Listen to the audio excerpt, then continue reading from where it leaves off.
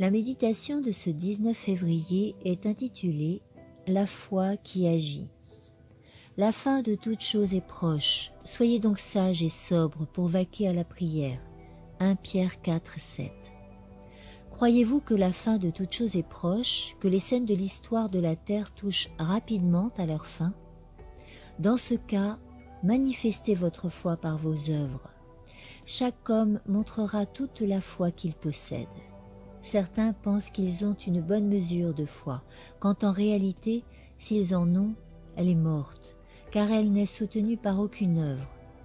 De même aussi la foi, si elle n'a pas d'œuvre, elle est morte en elle-même. Jacques 2, 17. Peu possèdent cette foi authentique qui agit par amour et purifie l'âme. Mais tous ceux qui sont considérés dignes de la vie éternelle doivent atteindre une préparation morale par elle. Bien-aimés, nous sommes maintenant enfants de Dieu, et ce que nous serons n'a pas encore été manifesté. Mais nous savons que lorsque cela sera manifesté, nous le verrons tel qu'il est. Quiconque a cette espérance en lui se purifie comme lui-même est pur. 1 Jean 3, 2, 3. Telle est l'œuvre qui nous attend. Vous devez expérimenter la mort du moi et vivre pour Dieu.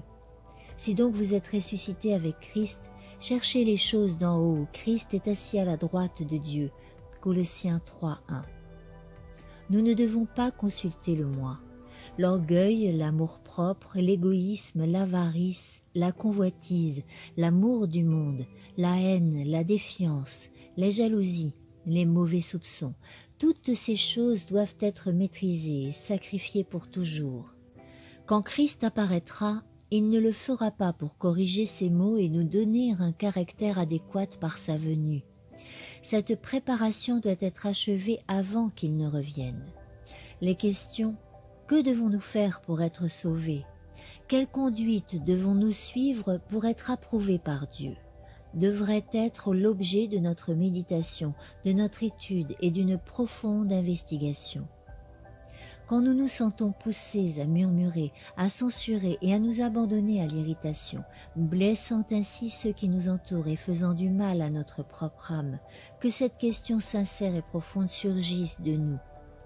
Comparaîtrai-je sans tache devant le trône de Dieu? Seuls ceux qui seront immaculés iront là-haut. Personne ne sera transporté au ciel avec un cœur plein d'ordures terrestres. Tout défaut de caractère moral doit être remédié auparavant.